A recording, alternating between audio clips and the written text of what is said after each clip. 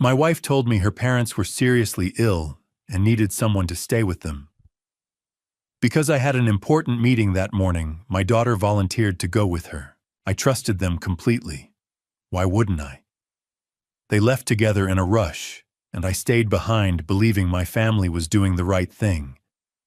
But an uneasy feeling wouldn't leave me, so I decided to drive there unannounced. When I quietly stepped inside the house, I almost passed out. What I witnessed wasn't care or concern. It was a cold, calculated betrayal involving the two people I loved most. And that was the moment I realized this wasn't just a lie. It was the beginning of the end of everything I believed in. Thank you so much for being here with me. Before I begin sharing the story of my family, I'd love to know more about you. Please take a moment to leave a comment. Where are you watching from? And what time is it where you are right now? Your presence truly matters to me. Also, please note this story includes some fictional elements added for entertainment and educational purposes. Any resemblance to real names or settings is purely coincidental, but the message I'm sharing here is meant to be useful. The rain had started just after dawn, a soft, persistent drizzle that blurred the edges of everything outside our windows. I sat at the kitchen table in our home on Oak Ridge Drive, watching droplets race down the glass, while Betty moved around the kitchen with her usual efficiency. The smell of fresh coffee and scrambled eggs filled the air. Audrey was scrolling through her phone, occasionally laughing at something on her screen. It was ordinary, perfectly, beautifully ordinary. Dad, did you see this article about the new waterfront development? Audrey looked up from her phone, her green eyes bright with interest. They're saying it could bring in thousands of new jobs. I nodded, sipping my coffee. The firm's been tracking that project. We might bid on the accounting contract. Betty set a plate of toast in front of me, her hand briefly touching my shoulder. You've got that big client meeting today, right? The tech startup. Yeah, Tech Vista. They're looking to expand, need someone to handle their books as they scale up. I glanced at the clock. Meeting's at 11, should be straightforward. Audrey pushed her eggs around her plate. I've got that project deadline at the marketing agency. My boss is being impossible about the timeline, but her words were cut off by the sharp ring of Betty's phone. I watched my wife's face as she answered. Mom, what's wrong? The transformation was instant. The color drained from Betty's cheeks. Her hand gripped the edge of the counter, knuckles going white. When did this start? Betty's voice rose with panic. How high is his fever? I was on my feet before I realized I'd moved. Audrey had set down her phone, her face mirroring her mother's concern. Okay. I'm coming. Right now. Betty's hand trembled as she lowered the phone. When she looked at me, tears were pooling in her eyes. Joseph, it's Dad. He's running a fever of 103. And Mom, she's having severe chest pains. She can barely breathe. My stomach dropped. Walter and Mildred were in their 80s. Any serious illness at their age could be. I didn't want to finish that thought. I'm coming with you. I was already reaching for my keys. No. Betty shook her head firmly. You have that meeting with Tech Vista. It's important for your career. I'll be fine. I'll just drive to Salem, make sure they're okay. Maybe take them to the hospital if needed.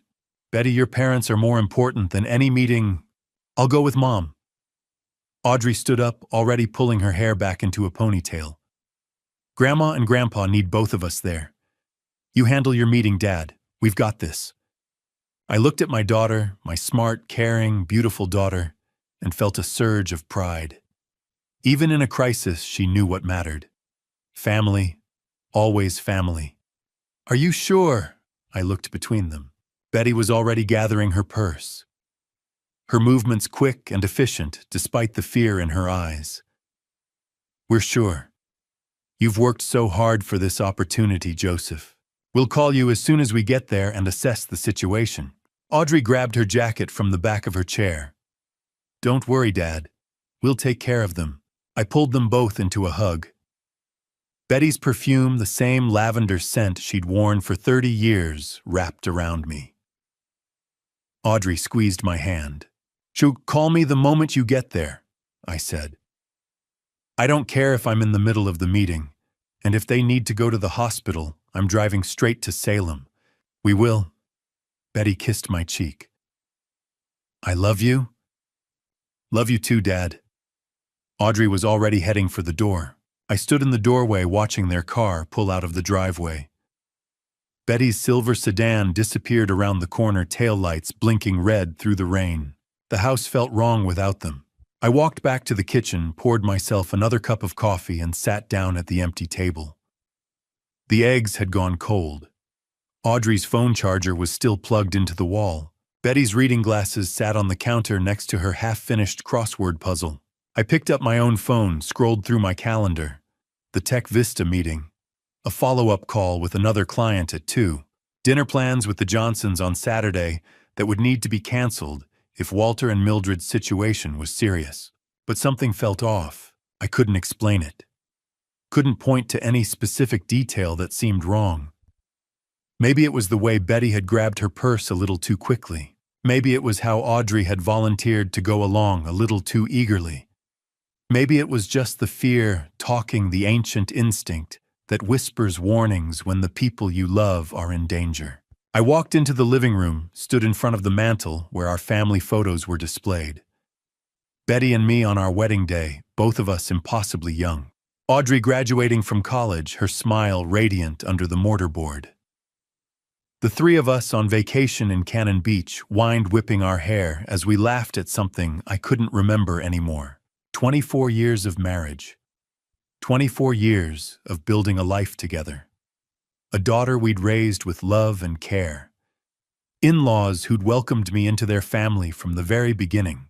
Everything I'd ever wanted was in those photos. So why did I feel like I was standing on the edge of something dark and vast? I checked my watch. 10:15. The Tech Vista meeting was in 45 minutes. I should get going, prep my materials, review the proposal one more time. But I couldn't shake the feeling. I pulled up Betty's contact on my phone, hesitated with my thumb over the call button. She'd barely had time to get on the highway. Calling her now would just make me look paranoid, worried over nothing. I set the phone down. Then I picked it up again. This was stupid. They were fine. Betty and Audrey were handling a family emergency, and I was sitting here inventing problems that didn't exist. I made a decision. I walked to the hall closet, grabbed my jacket, and picked up my car keys. I'd stop by the florist on the way, grab some flowers for Mildred. Maybe pick up some medicine at the pharmacy, fever reducers, pain relievers, whatever might help. Then I'd drive to Salem, check on Walter and Mildred myself, make sure everything was under control. The Tech Vista meeting could wait. They'd understand. Family came first. I was pulling out of the driveway 20 minutes later, a bouquet of white lilies on the passenger seat, next to a bag from the pharmacy. The rain had picked up, drumming against the windshield in a steady rhythm. I didn't know it then, but I was driving toward the end. The end of my marriage. The end of my trust. The end of the man I'd been for 56 years. 2 hours later, I would stand on Walter and Mildred's doorstep with flowers in my hand and watch my entire world collapse.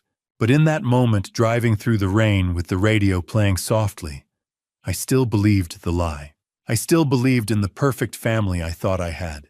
I'd been driving for 45 minutes, the windshield wipers keeping rhythm with my thoughts, as rain continued to fall across Interstate 5.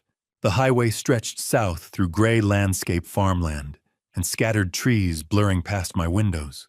I kept thinking about Mildred and Walter. They'd been part of my life for 24 years, since the day I'd nervously asked Walter's permission to marry his daughter. He'd looked at me over his reading glasses, stern, for exactly 3 seconds, before breaking into a smile and shaking my hand so hard I thought my arm might fall off. "Welcome to the family, son." That's what he'd called me. Son. Mildred had been just as welcoming. Every Thanksgiving, she'd make her famous apple pie specifically because she knew it was my favorite. Every Christmas, she'd slip me an extra piece of fudge when Betty wasn't looking, with a conspiratorial wink. Good people, kind people. And now, at 80 and 78 years old, they were facing serious illness, maybe worse. I gripped the steering wheel tighter. Walter was 80. At that age, any illness could turn critical fast. A high fever could become pneumonia. Chest pains could mean I didn't want to think about it. I'd stopped at a small grocery store about 10 miles back, picked up a bouquet of white lilies, Mildred's favorite. Then I'd swung by a pharmacy, grabbed fever reducers, pain medication, anything that might help until they could get proper medical attention. The pharmacist had given me a sympathetic look when I'd explained the situation. "Hope they feel better soon. Thank you. Me too." Now, as I took the exit for Salem, the rain seemed to intensify. The sky was the color of old steel, heavy with clouds, that promised the weather wasn't going to improve anytime soon. I navigated through familiar streets. Betty and I had made this drive countless times over the years, birthday parties, holiday gatherings, random Sunday visits just because. I knew every turn, every stoplight. Sycamore Street appeared on my right. I turned, drove 3 blocks, and there it was. 847 Sycamore Street. A modest single-story house with cream-colored siding and dark green shutters. A small, neatly maintained lawn stretched to the sidewalk. Walter's old pickup truck sat in the driveway, and the front gate was standing wide open. My foot eased off the gas pedal. That wasn't right. Walter and Mildred always kept that gate closed. Always. Walter had installed it himself 15 years ago, after a neighbor's dog had gotten into their yard and dug up Mildred's rose bushes. He was religious about keeping it latched, but today it stood open, swinging slightly in the breeze. I pulled past the house and parked about 30 yards down the street next to a large oak tree. Some instinct I couldn't name told me not to park right in front, not to announce my arrival. I sat there for a moment, engine running, wipers still going. Through the rain-streaked windshield, I could see the house clearly. Lights were on inside. No signs of distress, no ambulance, no frantic activity that you'd expect if 2 elderly people were seriously ill. I turned off the engine, grabbed the flowers and the pharmacy bag, opened the car door and stepped into the rain. The walk to the house felt longer than it should have. Each step seemed to echo too loud against the wet pavement. My shoes squelched softly on the damp grass as I crossed the yard. That's when I heard it, a television. Playing clearly enough that I could make out the enthusiastic voice of a game show host, followed by audience laughter and applause. I stopped walking. Sick people didn't watch game shows. People with 103-degree fevers and severe chest pains didn't sit around watching television. They were in bed, in pain. Maybe on their way to the emergency room, but not watching game shows. My heart started beating faster. I moved closer to the house, staying quiet.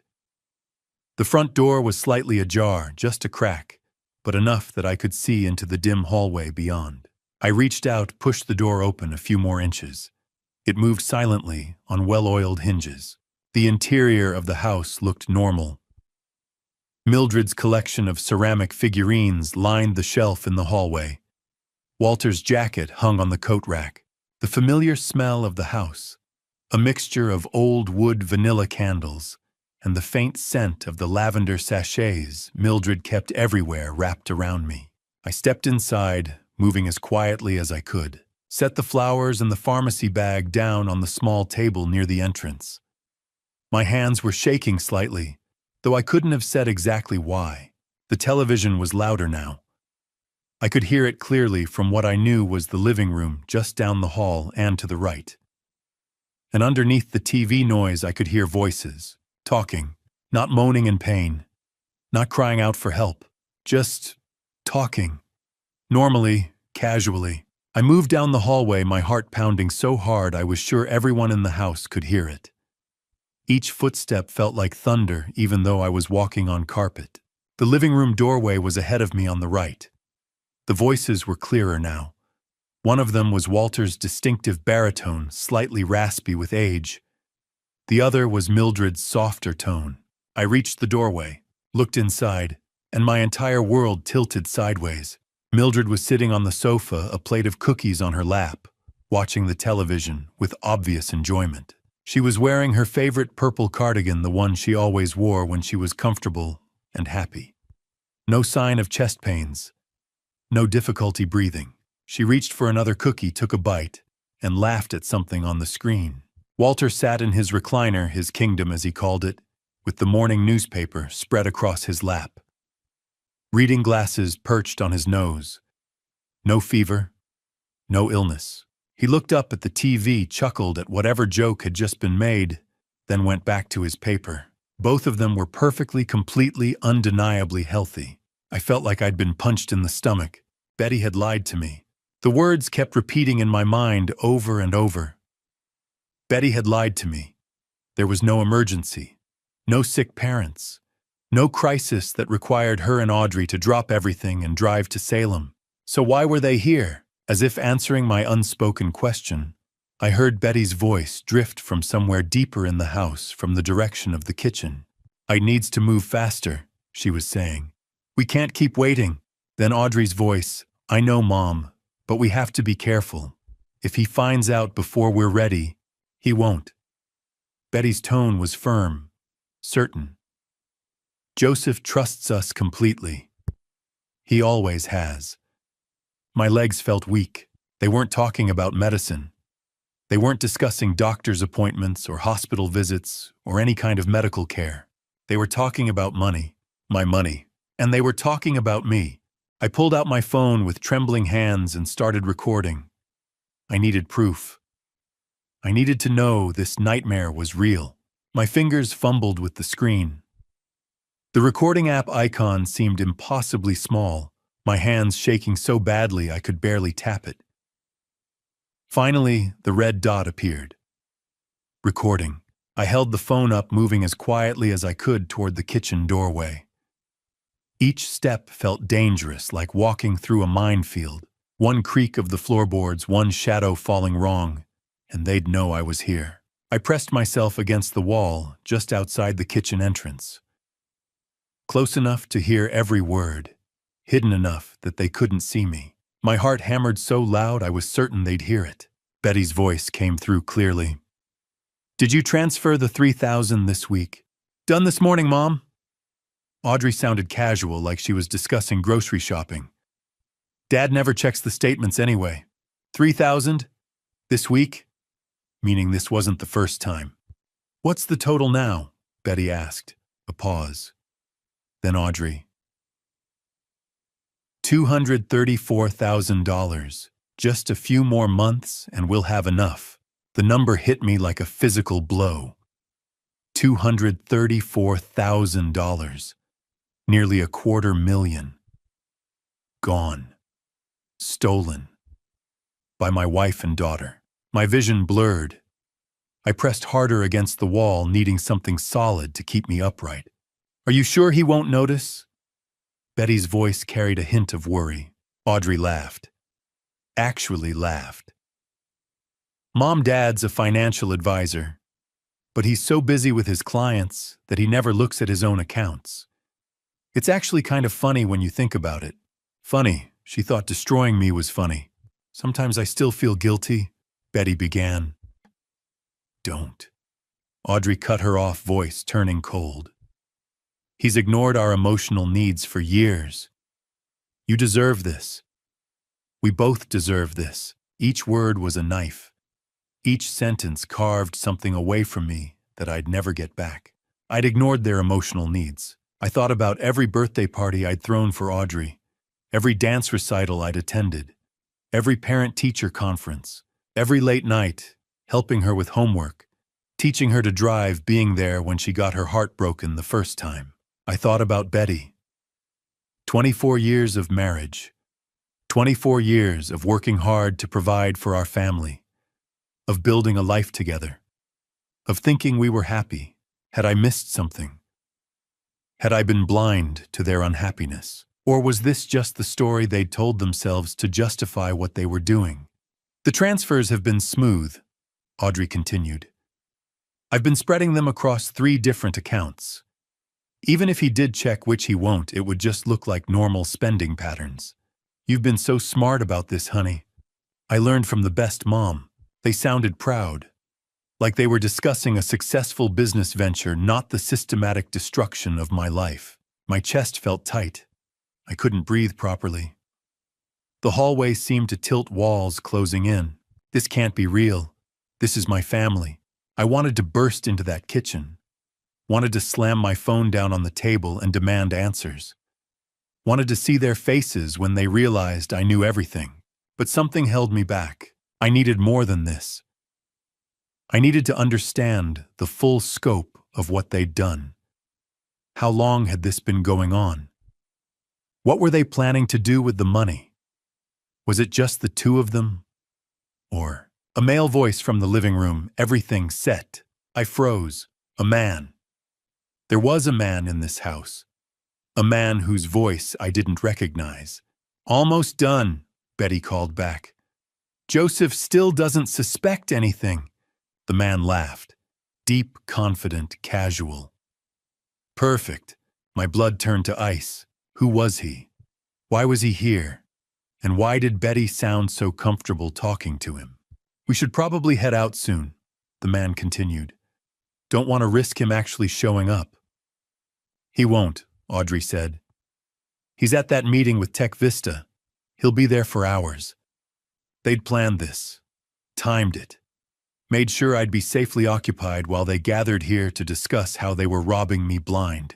The man said something else too quiet for me to hear clearly. Betty responded with a laugh I recognized, intimate and familiar. The laugh she used to save just for me. I had to see him. Had to know who this person was who'd become part of my family's conspiracy against me. I moved carefully toward the living room doorway and looked inside. What I saw made my blood run cold. My hands steadied on the phone, still recording, as I inched closer to where I could see into the living room without being seen myself. The angle was awkward, forcing me to lean against the doorframe, but I had a clear view. A man sat on the sofa. Early 30s, maybe. Athletic build, well-dressed in dark jeans and a fitted sweater. Handsome in that casual, confident way that probably made him used to getting what he wanted. He sat close to Betty. Too close. His hand rested on the armrest between them, but his fingers brushed against her arm in a way that made my stomach turn. Betty didn't pull away. She laughed at something he said, her body language relaxed, comfortable. She's having an affair. The thought hit me like a sledgehammer. 24 years of marriage and my wife was having an affair with a man young enough to be her son. But then Audrey walked in from the kitchen. She carried 2 coffee mugs, moving with easy familiarity through the space. She handed one to Betty, then walked around the coffee table to give the other to the man. Thanks, sweetheart, he said, taking the mug. The word sweetheart hung in the air. The man stood up, moved toward Audrey. His hand touched her arm, lingering intimate. Audrey smiled at him, that same comfortable smile she used to give her high school boyfriend when she thought I wasn't watching. Wait, my mind struggled to process what I was seeing. Was this man involved with Betty or Audrey? I watched frozen as the man settled back onto the sofa, but this time he positioned himself between both women. Betty on his left, Audrey on his right. He talked to both of them, gesturing as he spoke, but his body language toward Audrey was different, more intimate. The way he looked at her, the way his hand found reasons to touch her shoulder, her hand, her knee. And Betty, my wife, either didn't notice or didn't care. What the hell was happening here? My phone was still in my hand, still recording audio. I switched to the camera, put it on silent mode, and started taking pictures. Zoom in, the man's face clear enough to identify him. Click. The man sitting with Betty, his hand on her arm. Click. The man leaning close to Audrey, their heads nearly touching. Click. Through the window, visible in the background, a car parked in the driveway I hadn't noticed before. Dark blue sedan. I zoomed in on the license plate. Oregon, HKR 2947. Click. I needed to know who this person was. Needed to understand what role he played in whatever conspiracy was unfolding in my life. The man laughed at something Audrey said. You're brilliant. You know that Joseph never saw any of this coming. Joseph. My name in his mouth sounded like mockery. He's too trusting, Betty said. Always has been. Makes things easier for us. Us, the three of them. A unit. A team. Working against me. How much longer? The man asked. Few more months, Audrey replied. Then we can make the final move. The final move. What did that mean? I took one more photo, the three of them together. A perfect shot that captured their comfortable conspiracy, then carefully backed away from the doorway. My heart pounded so hard I was sure they'd hear it. Each step backward felt dangerous, like I was diffusing a bomb that could explode if I made one wrong move. I reached the front hallway. The flowers and medicine I'd brought sat on the entry table, mocking me with their useless optimism. I picked them up, couldn't leave evidence I'd been here, and moved to the front door. It was still slightly ajar, exactly as I'd found it. I slipped through, pulled it closed with barely a whisper of sound, then walked quickly across the wet lawn toward my car. The rain had picked up, coming down harder now. By the time I reached my car and got inside, I was soaked. I sat behind the wheel, not starting the engine, just sitting, staring. I pulled up the photos on my phone. The man's face filled the screen. Handsome, confident, smiling. Who are you? I swiped to the next photo. Him with Betty, then him with Audrey, then the license plate. HKR 947. I could track that. Find out who owned the car. Get a name. But what then? Rain drummed on the roof of the car, a steady percussion that matched the chaos in my head. I watched the house through the rain-streaked windshield, the lights glowing warm in the windows. My wife and daughter inside with a stranger planning something that would destroy me. $234,000. Already gone, and they weren't done yet. Had a few more months. Then we can make the final move. What was the final move? What else did they have planned? I looked at the photos again. The man's face, his comfortable intimacy with both my wife and daughter. The way they'd formed a triangle of conspiracy. And suddenly, I understood something that made my blood run even colder. This wasn't just about money. This was bigger, darker, more calculated than simple theft. They were planning something that would go beyond stealing my money. Something that required months more of preparation. Something they seemed confident I would never recover from. I sat in that car for 20 minutes, rain pounding on the metal above me, staring at the face of a stranger on my phone screen. My wife, my daughter, a man I'd never seen before, and a conspiracy larger and darker than anything I could have imagined. I drove home in a state of numbness. When I opened my laptop to check the bank accounts, my worst fears were confirmed. The highway stretched endlessly before me. Rain had stopped leaving wet pavement that reflected gray sky. I didn't remember the drive.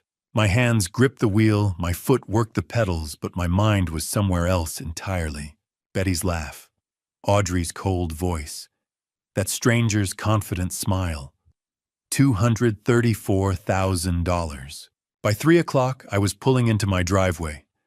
The house looked peaceful, ordinary. Nothing had changed on the outside. Everything had changed on the inside. I unlocked the door and stepped into silence.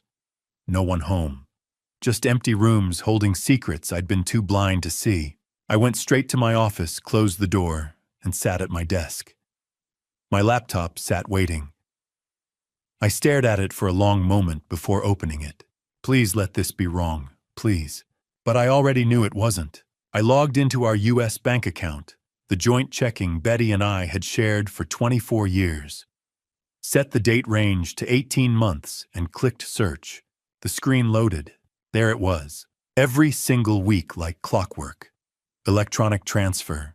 $3,000. Tuesday 1 week, Thursday the next, but always there. Week after week after week. Destination investment account. Cayman Islands. I'd never authorized any account in the Cayman Islands. I did the math even though I knew the answer. 3,000 times 4 weeks times 18 months. $216,000. I scrolled deeper, found the anomalies. Larger transfers scattered throughout. 5,000 here, 8,000 there, another 3,000. Total $234,000. Exactly what Audrey had said. My chest tightened. I stood up, walked to the window. Outside, water dripped from trees.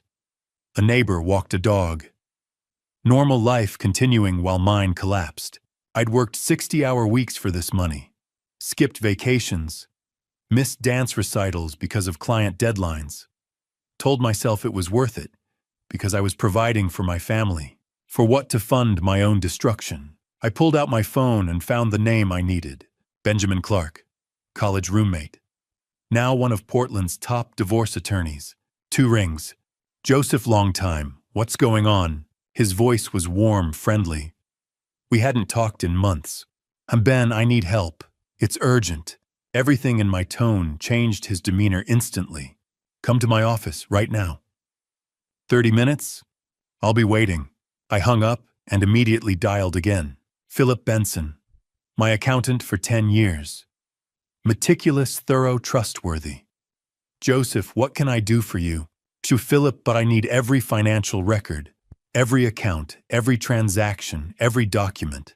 3 years back. A pause. Philip was smart enough to understand what I wasn't saying. Is everything all right? No, but it will be. How fast can you get it?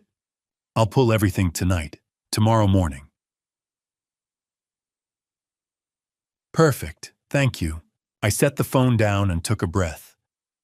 The pieces were moving into place. Legal representation, financial documentation, evidence. This was real. This was happening. I looked at the computer screen again. All those transfers marching away with my life's work. Each one represented hours away from home. Clients I'd helped. Trust I'd built. Trust. I'd built a career helping people protect their money. And I'd been too busy to notice my own family stealing mine. But Dad's so busy with his clients that he never looks at his own accounts. Audrey had been right. She'd studied me, understood my blind spots, and exploited them perfectly. My phone buzzed. Betty, a text message. How did your meeting go? Hope it went well. Love you. Love you. I stared at those words until they meant nothing. Then the phone rang. Betty calling. Her contact photo smiled up at me last summer at Cannon Beach sunset behind us, her telling me how lucky she felt. She couldn't know I knew. Not yet. Not until everything was in place. The phone rang, once, twice, 3 times. My finger hovered over the answer button, but I couldn't. Not yet. Not before I understood everything. Not before I had a plan. I let it go to voicemail. Guilt twisted inside me 24 years of being the husband who always answered, who was always there. But that husband had been a fool. That husband had trusted while they robbed him blind. I couldn't be that husband anymore. Another buzz, voicemail notification. I didn't listen. Instead, I grabbed my keys, my laptop, and the printed bank statements. 30 minutes to Benjamin's office. I needed to move. As I locked the front door, my phone buzzed again. Betty. Everything okay? You didn't answer. I typed back with steady hands. Sorry, in the car. Meeting ran late, heading to another client. Talk tonight. Love you. The lie came easier than expected. I got in my car and drove toward downtown Portland, toward Benjamin's office, toward whatever came next. Behind me, the house stood empty, holding secrets I'd been too blind to see. But I wasn't blind anymore. Benjamin listened to the recording in absolute silence. When it ended, he looked at me with a mix of pity and cold fury. His office occupied the 20th floor of a downtown Portland high-rise. Glass walls offered a view of the city, spread below us, lights beginning to flicker on as evening approached. Modern furniture, law books lining one wall, and a desk that probably cost more than most people's cars. I'd driven here in a daze, the recording burning in my phone like evidence of a crime I still couldn't fully accept. Was real. Benjamin had cleared his schedule like he'd promised. Now he sat across from me, his expression growing darker with every word from the recording. Betty's voice. Did you transfer the $3,000 this week? Audrey's reply. Done this morning, Mom. 5 minutes of my family casually discussing how they'd stolen from me. When it finally ended, silence filled the office. Joseph. Benjamin's voice was controlled professional, but I could hear the anger underneath. This is fraud, embezzlement, conspiracy. This isn't just a bad marriage. This is criminal. I showed him the photos next. The man on my phone screen sitting between my wife and daughter, comfortable and confident. We need to identify him, Benjamin said immediately. I'm recommending we hire a private investigator. Beverly Quinn, she's the best in Portland. Whatever it takes. He nodded, already making notes. Here's what we're going to do. You don't confront them. Not yet. We build an ironclad case, first financial record surveillance evidence of every transaction. If you confront them now, they'll destroy evidence. They'll lawyer up. We'll lose our advantage. So I just act like everything's normal. Exactly. His eyes met mine. I know it's hard, but we strike when we're ready, not before. The drive home felt longer than it should have. I kept checking the clock. Philip would arrive at 8:30 with the financial records. By the time I pulled into my driveway, darkness had fully settled. I sat in the car for a moment, gathering myself, then went inside. Philip arrived exactly on time. In my home office, he spread documents across my desk, a thick stack of papers that represented 3 years of my financial life. Joseph, you need to see this. His voice was grave. He showed me the first document, a mortgage on our house, $120,000, dated 1 year ago. I never took out a mortgage, I said. Someone did. Look at the signature. I looked. It was supposed to be mine, but the handwriting was slightly off. Close, but not quite right. That's not my signature. I thought as much. Philip pulled out another document. And this. Your life insurance policy.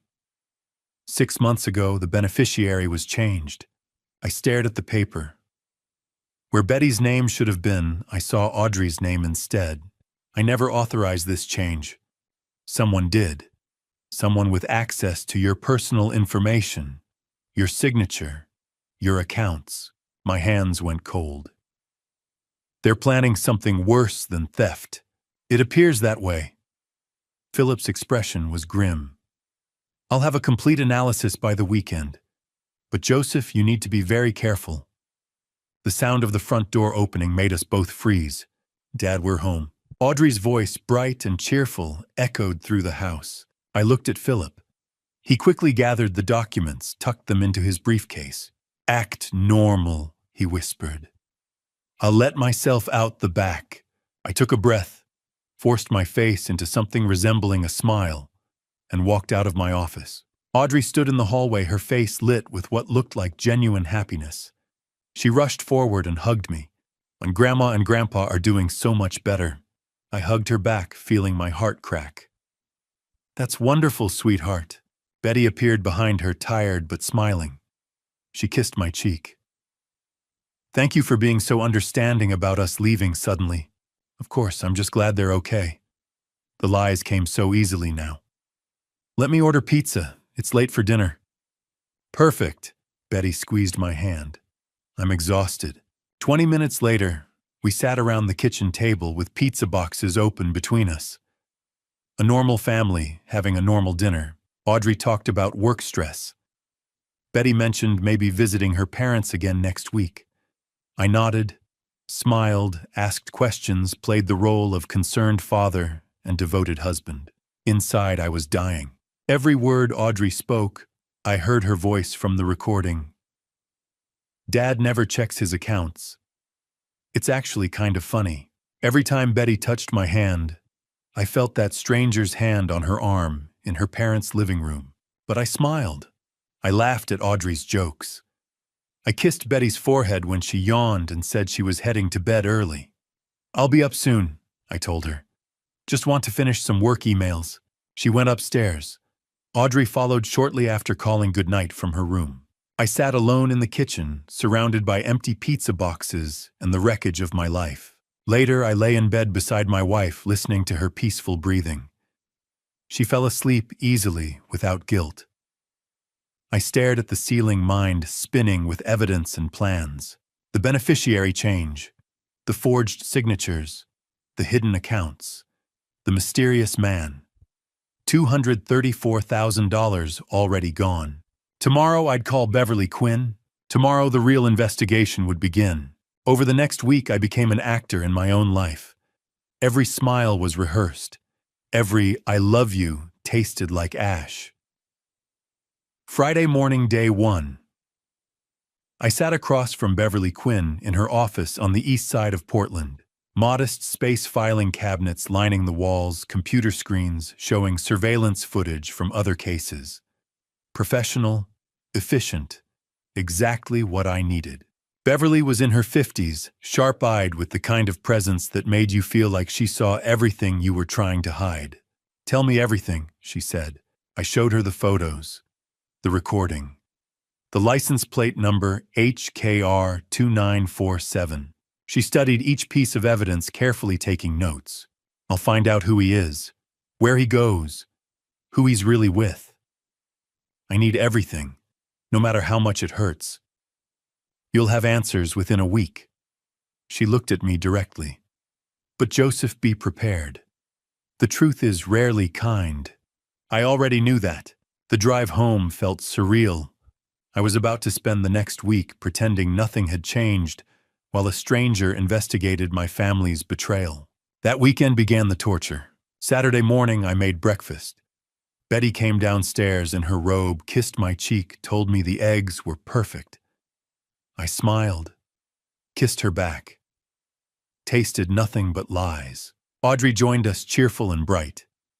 "Dad, this is amazing. You're the best. To do anything for my girls." The words came automatically hollow. At work, I couldn't concentrate. Clients asked questions I had to ask them to repeat. Numbers blurred on spreadsheets. My assistant knocked on my door Tuesday afternoon. "Mr. Barrett, are you feeling all right? You seem distracted." "Just a lot on my mind. I'm fine." But I wasn't fine. Every evening I came home to family dinners. Betty would talk about her day visiting friends, running errands, helping her parents. All of it probably lies. Audrey would share excitement about work projects and marketing campaigns. "The new campaign is launching next week, Dad. I think it's going to be huge." "That's wonderful, sweetheart. You've worked so hard." I wanted to scream, wanted to flip the table and demand the truth. Instead, I smiled and asked follow-up questions like a good father. Betty noticed something was wrong by Wednesday. "Honey, you look exhausted. Is everything okay?" Busy season. You know how it gets." "Well, maybe you should take a day off." "I will soon." Another lie to add to the pile. The nights were worst. Lying next to Betty in the dark, listening to her peaceful breathing while my mind spun with evidence and questions. She slept easily without guilt. I stared at the ceiling until dawn. Thursday night I broke down in my home office, sat alone in the dark, head in my hands. 24 years of marriage. A daughter I'd raised from birth. Had any of it been real? My phone rang. Beverly. "On Joseph, I've identified him. Evan Cross, 32 years old, personal trainer at Equinox Gym in the Pearl District. Lives in a luxury apartment nearby." My hands went cold. "Is he with my wife?" "I'm still confirming details. Give me more time." 2 days later, day 5, she called again. "Joseph, I've been following Evan for 5 days now. And he meets with Audrey every single day. Coffee shops, his apartment, restaurants. They're clearly involved." I felt sick. "What about Betty?" "He's met with Betty twice. Both times Audrey was present, but the body language..." Beverly paused. "He's not with Betty, Joseph. The intimacy, the way he looks at her, touches her, that's all directed at Audrey." The words took a moment to land. "You're saying, Evan is your daughter's boyfriend?" not your wife's. I sat down heavily. The room tilted. Audrey was the mastermind, not Betty. My daughter, my little girl, was manipulating her own mother, using her. And Betty either didn't see it or didn't care. I remembered the life insurance documents, the beneficiary change, Audrey's name replacing Betty's. She's planning something, I said quietly. Something worse than theft. Joseph, there's more. My grip tightened on the phone. What? I've been monitoring online activity. Audrey's been searching for information about substances that don't leave traces. And I checked your car's maintenance records. Someone tampered with your brake system 3 weeks ago. The world stopped. What are you saying? Beverly's voice was steady but grave. I'm saying your daughter may be planning to harm you. 3 days passed in uneasy silence. I still went through the motions, work, home, family dinners, but I watched Audrey carefully. Then, on day 10, someone tried to end my life. Wednesday afternoon, 5:45. I left my office building and walked to the parking garage, briefcase in hand, mind occupied with client files and Beverly's latest report. The rain had started again, Portland's constant companion. I got in my car, started the engine, and merged onto Interstate 5 southbound toward home. Traffic was moderate, rush hour but not terrible. Rain made the pavement slick, headlights reflecting off wet asphalt. I stayed in the middle lane, cruise control set to 65. 15 minutes into the drive, the car ahead of me braked suddenly. I pressed the brake pedal. Nothing happened. The pedal went straight to the floor. No resistance. No slowing. My car kept rolling forward, momentum carrying me toward the stopped vehicle ahead. No, no, no, no! I pumped the brake. Nothing. Pressed harder. The pedal hit the floor with each push, useless. Ahead of me, concrete barriers. Behind me, cars approaching fast. To my left, a semi-truck barreling down the highway. I yanked the wheel hard right. The car slid across lanes. Tires screamed. A horn blared, the truck missing me by inches. I felt the air displacement as it roared past. More horns, shouting. My car skidding sideways across 2 lanes. I pulled the emergency brake, grabbed it hard and held on. The car shuddered, fishtailed, but finally began to slow. I guided it to the shoulder, fighting for control. Gravel crunched under tires. The car lurched, bounced, and came to a stop. I sat there, hands locked on the wheel, heart hammering so hard I thought my ribs would crack. Vision blurred at the edges. Cars rushed past. Some honked. Most ignored me. A knock on my window made me jump. "Sir, you okay?" A man in a rain jacket, concerned face pressed against the glass. I nodded. Couldn't speak. Rolled down the window. "You all right? That was close." "Brakes failed." My voice sounded distant. Need a tow truck. You want me to call someone?" "I've got it, thank you." He hesitated, then walked back to his car. I pulled out my phone with shaking hands and called for a tow. 30 minutes later, my car was being loaded onto a flatbed. The driver recommended a repair shop nearby. I rode with him, still trembling. At the shop, a mechanic crawled under my car while I waited in the office, drinking terrible coffee and trying to stop my hands from shaking. 20 minutes passed. The mechanic emerged, wiping his hands on a rag. His expression was grave. "Mr. Barrett, your brake lines were cut. Deliberately." The coffee cup stopped halfway to my mouth. "What?" "Someone tampered with your vehicle. Look." He pulled up photos on his phone. "These are clean cuts, not wear and tear. Someone wanted your brakes to fail." I stared at the images. Clean slices through the brake lines. Precise. Intentional. "This is sabotage, sir. You need to report this to police." I called from the shop. An officer arrived within the hour, took my statement, photographed the brake lines, and filed a report. "Do you have any idea who might have done this?" He asked, pen poised over his notepad. I thought about Audrey, about Beverly's discoveries, about brake tampering 3 weeks ago that had finally manifested today. "No, I lied." "Any security cameras at your home?" "No." I realized how vulnerable I was. No cameras, no protection, living with someone who wanted me dead. Now, be careful, Mr. Barrett. Whoever did this, they meant for you to have an accident. He gave me a case number and left. By 8:30, I was in an Uber heading home. My car would be in the shop for days. I'd have to rent something tomorrow. I walked through the front door to find Betty and Audrey on the couch watching television. Audrey jumped up immediately. "Dad, we heard about the car. Are you okay?" She rushed over and hugged me tight. I stood rigid, studying her face over her shoulder. Was that genuine concern? Or was she disappointed I was still alive? "What happened?" Betty stood face worried. "Brake failure. I'm fine, just shaken up." "Oh my God, Joseph." Betty's hand flew to her mouth.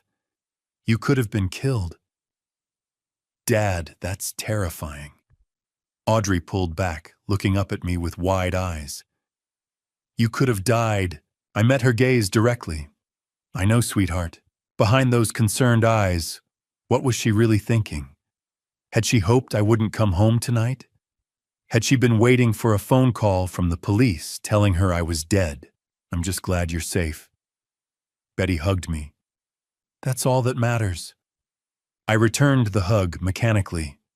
Safe. I wasn't safe. Not in this house. Not with these people. We ate a late dinner. They fussed over me, asked questions, expressed relief and concern in all the right places. I watched Audrey carefully. Every expression, every word, searching for cracks in the performance. But she was good, very good. That night, I lay in bed staring at the ceiling. Betty slept peacefully beside me. The house settled around us, creaking boards, groaning pipes, the hum of the refrigerator downstairs. Every sound made me flinch. Somewhere in this house, the person who'd tried to kill me was sleeping soundly. At 2 a.m, I couldn't take it anymore. I grabbed my phone and went to the bathroom, closed the door, and called Beverly. She answered on the second ring. "Joseph, we need to move faster," I whispered. Before she tries again. 3 days after the brake incident, Beverly called with information that made everything clearer and infinitely darker. Saturday morning. Day 13 since I'd discovered the truth. I sat across from Beverly in a quiet coffee shop on the east side, away from anyone who might recognize me. She slid a thick folder across the table. "Evan Cross, here's what I found." I opened it. The first page showed his driver's license photo. That confident smile. Those eyes that had looked at my daughter with calculated interest. 32 years old. Personal trainer at Equinox in the Pearl District. Annual salary approximately $45,000. Rents an apartment for $2,800 a month. I did the math quickly. That's most of his income just on rent. Exactly. Beverly pulled out more photos. But look at what he drives. A Mercedes. Dark blue, the same one I'd photographed outside Walter and Mildred's house. I looked up the model later, $65,000. And his clothes. More photos, designer labels, expensive watches. This isn't a $45,000 lifestyle, Joseph. Where's the money coming from? It's from Audrey, from your accounts. She showed me surveillance photos next. Evan and Audrey outside a restaurant, his arm around her waist. Evan and Audrey entering his apartment building, her hand in his. A kiss on a street corner that made my stomach turn. Then photos of Evan with Betty. Coffee shops, casual conversations. But the body language was completely different. Professional, distant, no touching. And Audrey thinks Evan loves her. Betty thinks the same thing. But Evan only loves money. The words settled over me like ice. Monday afternoon, my phone rang. "Philip." "Joseph, sit down." I was already sitting at my desk, but his tone made me brace myself. "I've completed the full analysis. What I found..." He paused. "It's worse than we thought." "Tell me." 8 months ago, there was a $50,000 transfer from your investment account. The memo line says, "Investment, Evans Gym Startup." What gym?" Not exactly. There is no gym, no business registration, no LLC formation, nothing. The money went directly into Evan's personal account. $50,000. Gone. For a business that never existed. Hadi, the mortgage on your house, the $120,000 one, I traced where the money went. Offshore accounts in the Cayman Islands. The signature is yours, but it's not, it's forged. I suspected as much. And Joseph, there's one more thing. Your life insurance policy. I already knew where this was going, but I let him continue. $1 million. 6 months ago, the beneficiary was changed from Betty to Audrey. The authorization signature is supposed to be yours. I never signed that. I know. But if you were to pass away, Audrey would receive $1 million. My blood ran cold. The brake lines. The failed attempt. She needed me gone. Philip, thank you. Send me everything in writing. Already done. Joseph, be careful. Wednesday evening, day 17. I came home early, told Betty I had a headache, and went upstairs to lie down. But I didn't go to the bedroom. I went to my office and closed the door quietly. Audrey was in her room. I could hear her voice through the wall. She was on the phone. I moved into the hallway, standing just outside her door. Mom thinks you're her boyfriend, Evan. Audrey's voice carried clearly, a male voice on speakerphone. Evan. Let her think that. We need her cooperation. But what about Dad? When is it going to happen? My heart stopped. Be patient, babe. The first attempt didn't work. But there are other ways. I can't wait much longer. I need that insurance money. Soon. Very soon, I promise. I stood frozen in the hallway. Every word was a knife. They were planning to kill me. My daughter and her boyfriend were actively planning my death so they could collect $1 million. And Betty, my wife, was just a pawn. She thought Evan cared about her. Had no idea he was using her, manipulating her, keeping her compliant while he and Audrey plotted murder.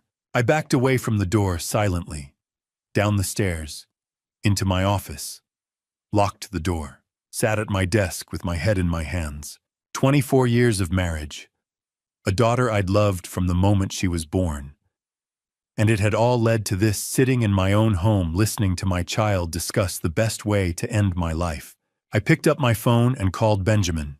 We need to move faster, I said, voice shaking. They're planning a second attempt. This time they might succeed. Benjamin's response was cold, controlled. Then we strike first. Tomorrow we accelerate everything. 2 days after overhearing Audrey's phone call on a quiet Sunday morning, the second attempt came. It was more direct, and it almost succeeded. Sunday, 9 in the morning. I sat in the living room with the newspaper spread across my lap, trying to maintain the appearance of normalcy even though every nerve in my body was on alert. Footsteps on the stairs.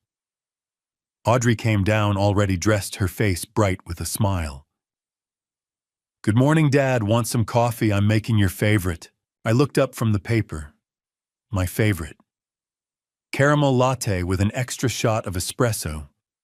She only made that on special occasions. That would be great, sweetheart. She disappeared into the kitchen. I heard the espresso machine hissing the clink of mugs. 10 minutes later, she returned carrying a large ceramic cup.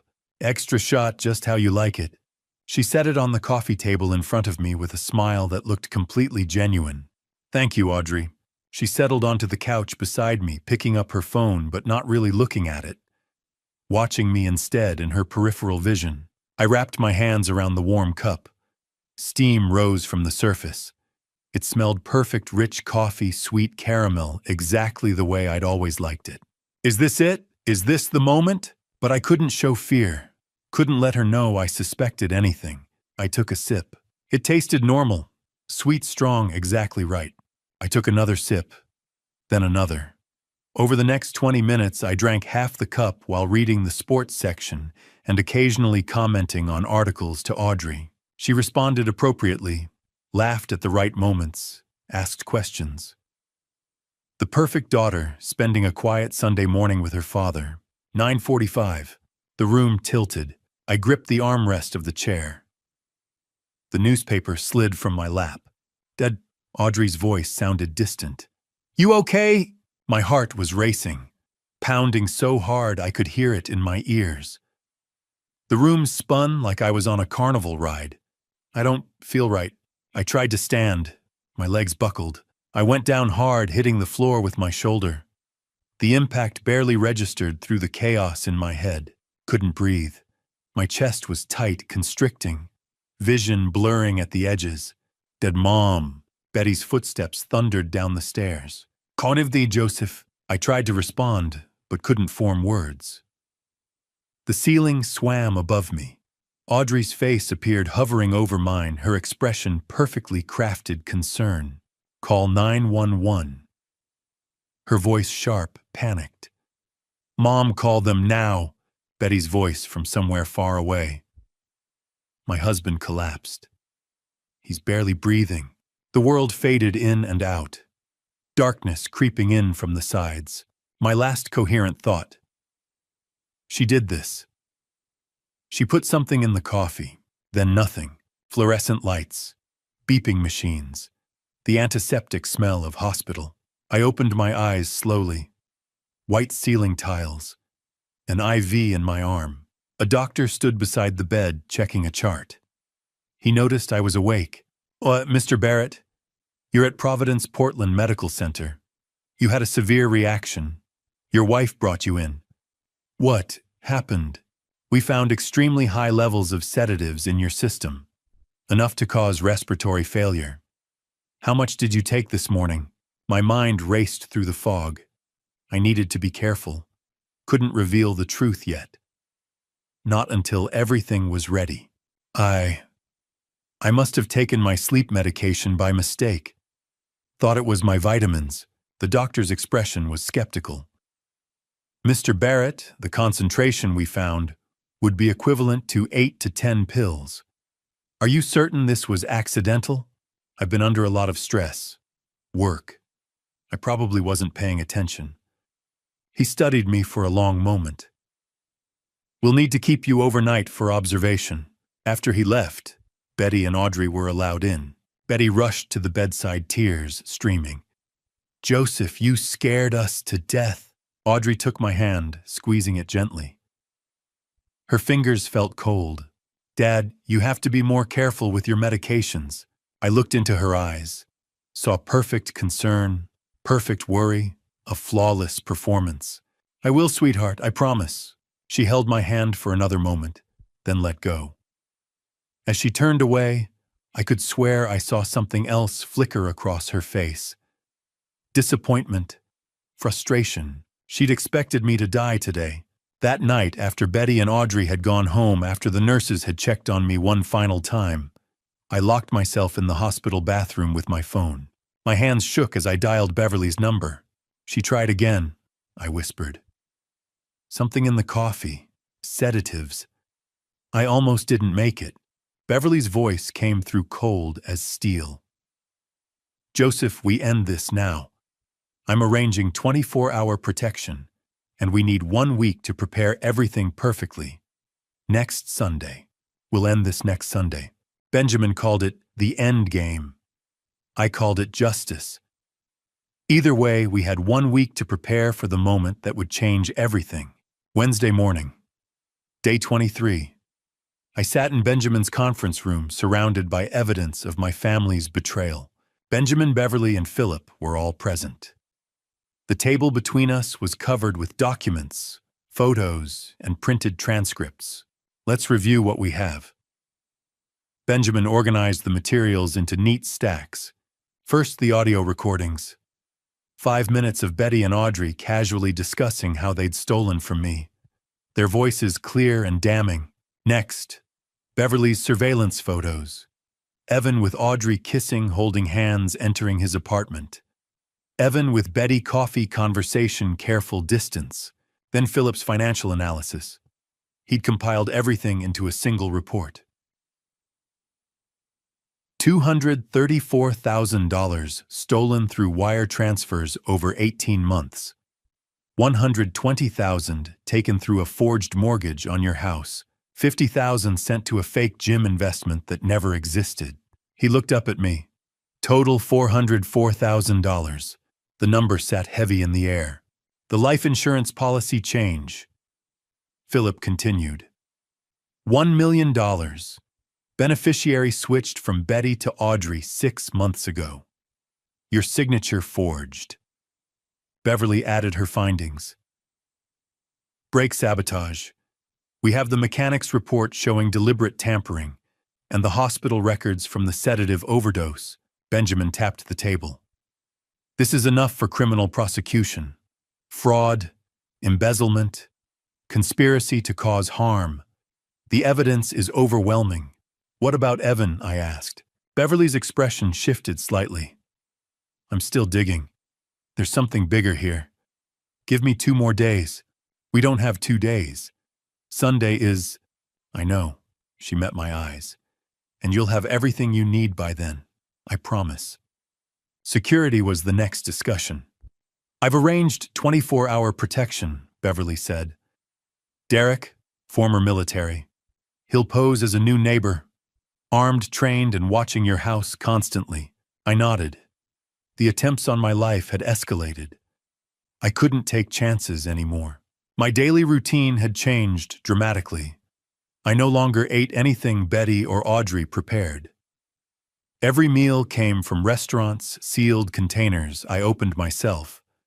I locked my bedroom door at night, checked my car thoroughly every morning before starting it. Betty had noticed Tuesday evening. Honey, you're acting strange. Is everything okay? I'd forced a smile. Just work stress. Big account about to close. She'd seemed to accept that, but I'd seen the concern in her eyes. Or maybe suspicion. I couldn't tell anymore. Friday evening, day 26. We sat around the dinner table, Betty, Audrey, and me eating takeout Chinese food. I set down my chopsticks and spoke casually. Let's do a family dinner Sunday night, here at home. Betty looked up, surprised but pleased. That sounds wonderful. What's the occasion? An important announcement about our future. Audrey's eyes narrowed slightly. I hope it's good news. You'll see. I took a sip of water. Oh, and Audrey, why don't you invite Evan? I'd like to meet him officially. The change in her expression was instantaneous. Fear flashed across her face, quickly masked. Evan, why? Your mother's mentioned how helpful he's been. With her parents' health issues, I'd like to thank him properly. Betty looked confused, but didn't object. She still believed Evan was somehow connected to her helping her family. Audrey's voice was careful. I'll ask him. Great. Sunday at 7. Formal dinner. I returned to my food as if the conversation was trivial, but I'd seen it. That moment of panic. She knew something was wrong. The trap was being set and she could feel it. Saturday, day 27. Final preparations. Benjamin called with updates. Police are on standby. Plainclothes unmarked car parked 2 blocks away. They'll move on your signal. Beverly arrived at my house mid-morning to install hidden cameras. Small devices positioned around the dining room, living room, and entryway, all feeding to a secure server. Everything will be recorded, she said. Audio and video. Court-admissible quality. I spent the afternoon in my office writing and rewriting what I'd say, practicing keeping my voice steady, my hands calm. At 6 o'clock, I called Beverly. The update on Evan, do you have it yet? I'm tracking something significant. You'll have it tomorrow morning. Joseph, it's bigger than we thought. This information, it's going to change everything. How so? Let's just say that even Audrey is going to realize she's been deceived. Sunday morning arrived with clear, cold skies. I stood in the kitchen at dawn, watching the sun rise over Portland's skyline. The city woke slowly, lights flickering on in apartments, early traffic beginning to move. By sunset, everything would be different. My family would be shattered. The truth would be exposed. And somewhere across this city, Beverly was preparing the final piece of evidence, a secret about Evan Cross, that would prove even my daughter had been a pawn in a larger game.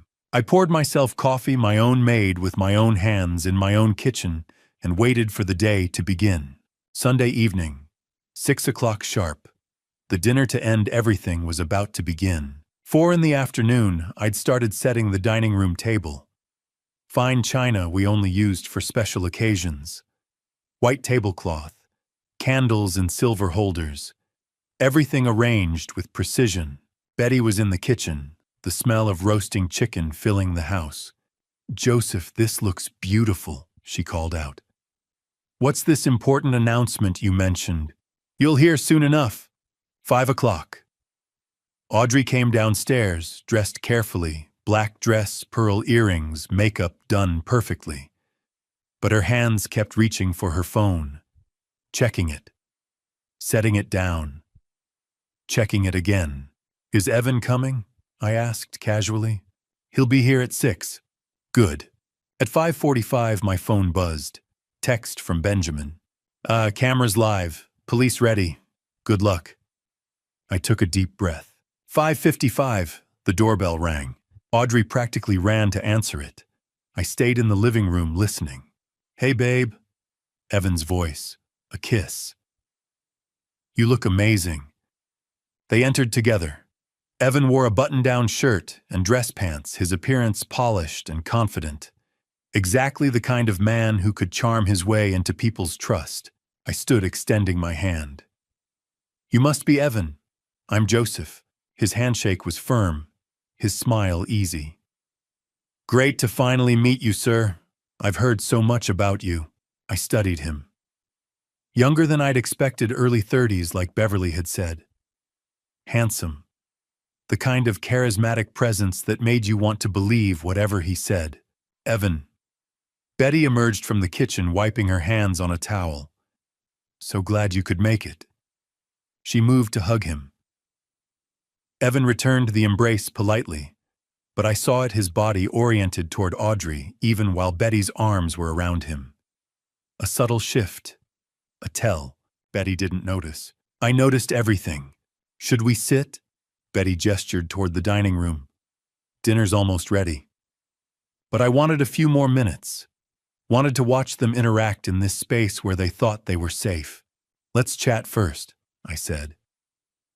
"Evan, can I get you something to drink?" "Water's fine, thanks." We settled in the living room. Betty returned to the kitchen. Audrey sat on the couch, Evan beside her. Close but not touching. Playing their roles. "Beautiful home, Mr. Barrett." "Thank you, result of 20 years of work." "Audrey mentioned you're a financial advisor." That's right." I met his eyes directly. "I help people protect their assets. Make sure no one takes advantage of them." Something flickered across his face. Brief. Quickly masked. Audrey stood abruptly. "Dad, should we move to the dining room? Mom's probably ready." "Of course." The dining room table looked perfect. Candlelight cast warm shadows. The chicken sat golden brown on a serving platter surrounded by roasted potatoes and vegetables. I took my place at the head of the table. Betty sat to my right, Audrey to my left, Evan beside her. Betty brought out the food, serving each of us with practiced efficiency. Audrey's hands trembled slightly as she accepted her plate. "This looks wonderful, honey," I said to Betty. "No, thank you." She sat down, smoothing her napkin across her lap. "Should we say grace?" "Of course." We joined hands. My right hand held Betty's. My left held Audrey's. Both of them had betrayed me. Both of them had plotted against me. And here we sat, holding hands like a family. "Lord, thank you for this food and for this family. Amen." Amen, and we echoed. I released their hands and picked up my fork. The silence was thick, heavy. No one seemed to know how to break it. Betty tried. "So, Evan, how did you and Audrey meet?" "At the gym where I work. Actually," I interrupted, setting my fork down carefully. The sound of metal on china rang clear in the quiet room. Everyone looked at me. Betty's expression was confused. Audrey's smile had frozen on her face. Evan's hand stopped halfway to his mouth, fork suspended in air. I looked at each of them. my wife, my daughter, the man who'd helped destroy my life. They were still performing, still pretending. But the performance was over.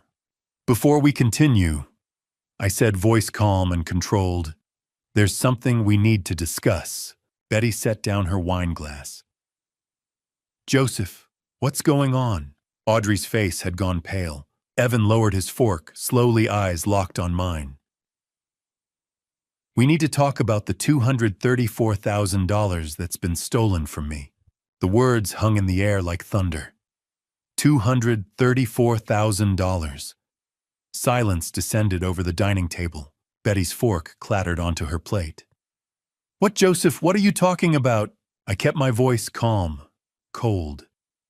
Weekly wire transfers, $3,000, every week for 18 months, to an offshore account in the Cayman Islands. Dad, I didn't, Audrey started. Don't lie anymore, Audrey, not now.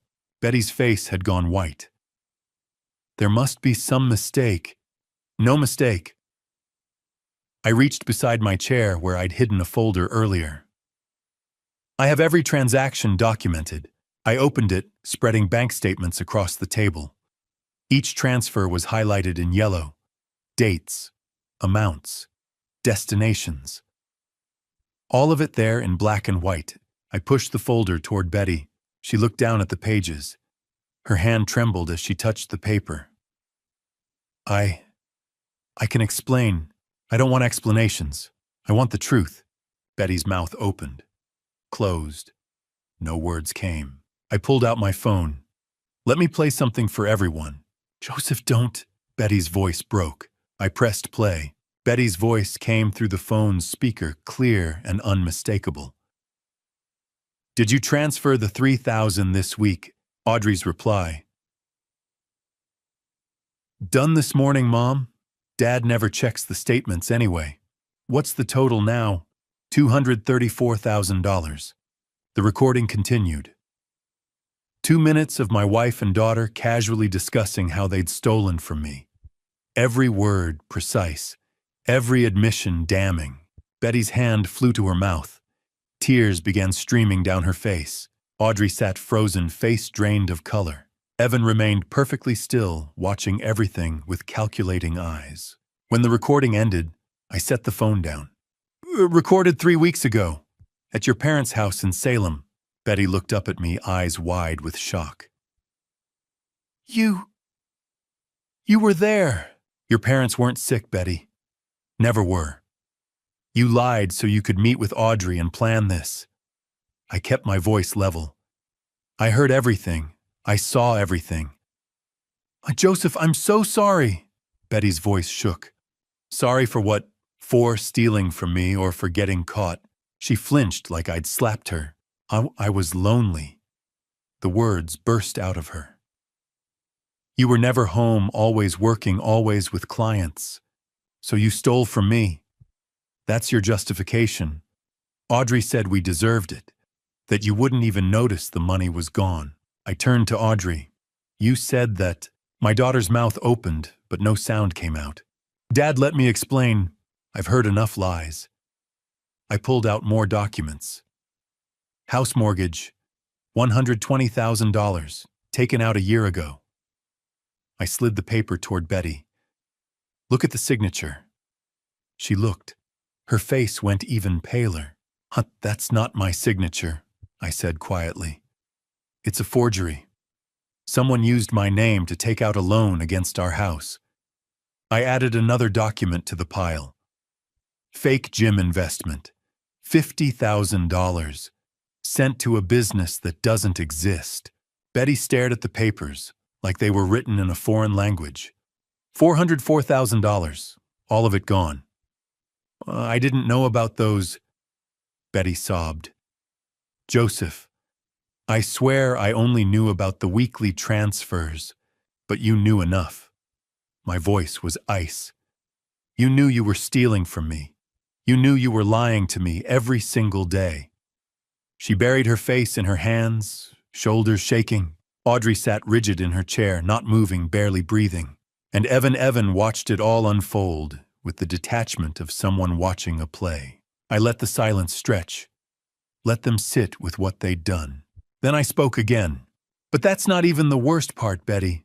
She looked up, tears streaming. What do you mean? The worst part is what you don't know. I looked at Audrey, then at Evan, then back to Betty. Tell your mother the truth, Audrey. Tell her about Evan. All the color drained from Audrey's face. She looked like she might be sick. Evan's jaw tightened. His hand moved slightly under the table. Betty looked between them, confusion replacing some of the grief in her eyes. What about Evan? He's been helping us, helping my parents. Helping you. I let the question hang. Or using you. I don't understand. I think you do. Deep down, I think you've known something wasn't right. Betty looked at Evan. Really looked at him. For the first time, I saw doubt creep into her expression. Evan has been very attentive to our family, I continued.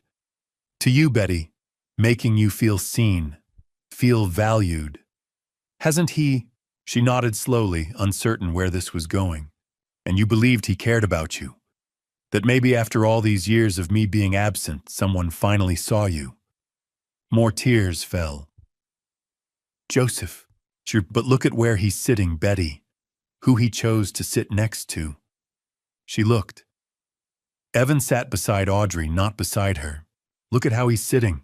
Under the table, I could see what Betty couldn't, Evan's hand gripping Audrey's thigh. Audrey leaning slightly toward him, not away from him. Betty's eyes moved between them, confusion deepening. She didn't understand yet, but she was about to. I reached under my chair and pulled out a tablet I'd hidden there before dinner. Opened a video file. Beverly Quinn is an excellent investigator. I pressed play and turned the screen toward Betty. The video showed a street corner in the Pearl District. Evan and Audrey standing close together outside an apartment building. Then Evan pulled her in, kissing her deeply. His hand on her waist, her fingers touching his face, both of them smiling. The timestamp read Tuesday last week, 2:47 p.m. Betty's face transformed. Disbelief, suspicion, then horror. No, that can't be. The video auto-played to the next clip. A coffee shop. Audrey sitting on Evan's lap, his arms wrapped around her waist. Another clip. A restaurant.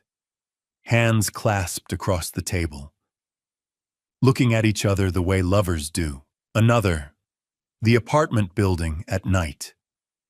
11 p.m. Entering together. Betty stood so abruptly her chair scraped loudly across the floor. Audrey, you and Evan. Tears streamed down Audrey's face. Mom, I'm sorry. You're sorry, Betty's voice cracked. I thought he loved me. He never loved you, Betty. I kept my voice cold. He was using you.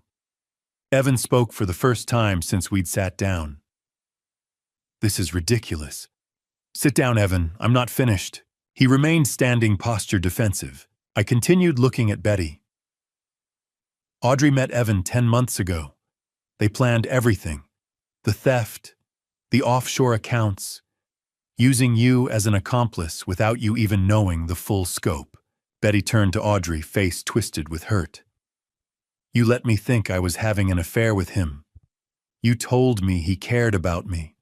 Mom, you weren't happy with Dad. So you used my loneliness, my unhappiness, to steal from your father. She used everything, I said. Your marital problems, my work schedule, even your parents. My parents knew about this too. No. They're innocent. That day they were legitimately sick. But Audrey used it as cover to meet with Evan and finalize plans. Dad, please. Audrey reached toward me. But theft wasn't enough for you, was it, Audrey? I pulled out more documents, placed them on the table one by one. The life insurance beneficiary change. 6 months ago. Changed from your mother to you.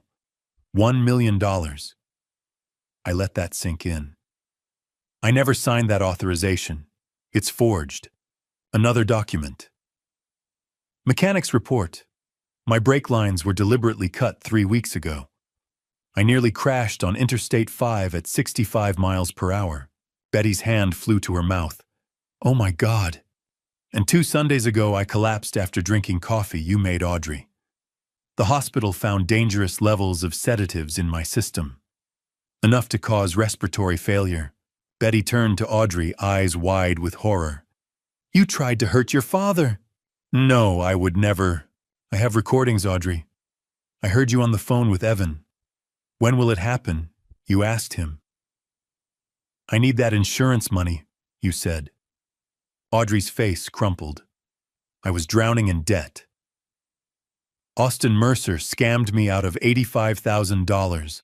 I lost everything Evan said he'd help me. Evan helped you plan to end my life.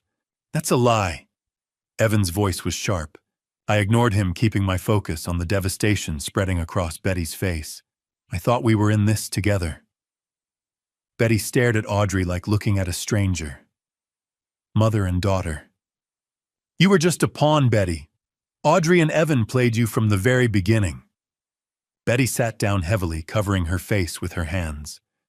Her shoulders shook. My daughter. Audrey reached for her. Mom, please. Betty pushed her hand away violently. Don't touch me. The words hung in the air. A mother rejecting her child. Audrey sobbed, but Betty turned her face away. I stood up from my chair and moved toward the dining room doorway. Everyone's eyes followed me. But there's one more thing, I said quietly. One final lie that needs exposing. I looked directly at Evan. Tell them, Evan. Tell them about your real life, the one Audrey doesn't know about. Evan's face went pale. The confident mask he'd worn all evening finally cracked. For the first time that night, he looked truly afraid. I stepped to the dining room doorway and called out, You can come in now. Before I reveal who actually walked through that door, I want to pause for a moment. What do you think is about to happen? Who do you believe it is, and why? Share your thoughts or predictions in the comments below so I know you're still here with me. And just so you know, parts of what comes next include fictionalized elements and may not reflect real events. If this isn't something you'd like to continue watching, you're free to stop the video here.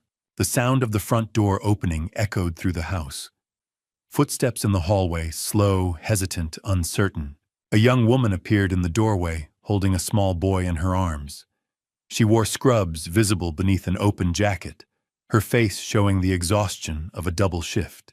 The boy, maybe 5 years old, clutched a teddy bear to his chest and looked around with wide, confused eyes that took in the fancy dining room, the overturned documents, the frozen faces staring at him. Absolute silence fell over the room like a physical weight. Evan's fork clattered against his plate.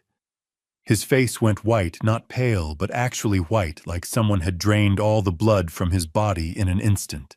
Then he stood so abruptly, his chair toppled backward with a crash that made Noah flinch and bury his face in his mother's shoulder. No, no, no. The word came out like a prayer, like he could somehow make reality disappear by denying it. The woman looked at him, confusion and concern mixing in her voice. Evan, what's going on? You said this was an important meeting with a client. I kept my voice calm, measured, as if I were introducing guests at a dinner party instead of detonating a bomb.